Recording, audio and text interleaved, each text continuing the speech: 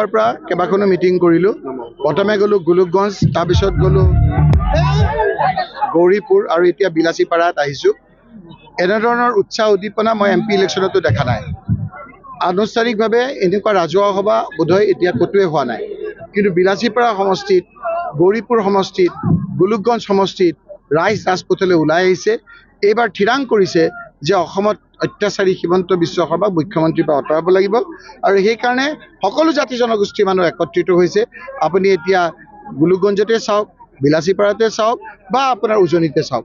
উজনিত আপোনাক গৌৰৱ গগৈ ডাঙৰীয়াক মুখ্যমন্ত্ৰী কৰি কংগ্ৰেছক চৰকাৰ কৰিবলৈ সুবিধা দিব ক'লে, মিত্ৰজোঁটক চৰকাৰ কৰিব দিবৰ কাৰণে ৰাইজৰ মনত এটা যি বহুদিনৰ এটা পুহি আছিলে আশা, সেই আশা এতিয়া ইলেকশ্যন অধিসূচনা জাৰি কৰাৰ লগে লগে আজি ৰাজপথলৈ আহি তাৰ বহিঃপ্ৰকাশ ঘটিছে। তেওঁ ইয়াত সৰ্বাধিক ভোট পাই পেলাই UDFৰ পৰা আপোনাৰ জিলা পৰিষদৰ মেম্বাৰ হৈছিল।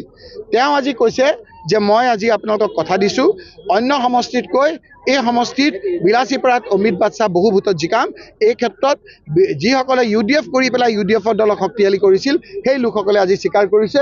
এইগৰাকী মহিলা ইয়াৰ পৰা জিলা পৰিষদৰ পৰা জিকি গৈছিল। তেওঁলোকৰ নেতৃত্বত আৰু বহু লোক, অকল UDFে নহয়, আপোনাৰ বিভিন্ন জাতি জনগোষ্ঠীৰ লোকসকলো আজি আমাৰ ইয়াত অংশগ্ৰহণ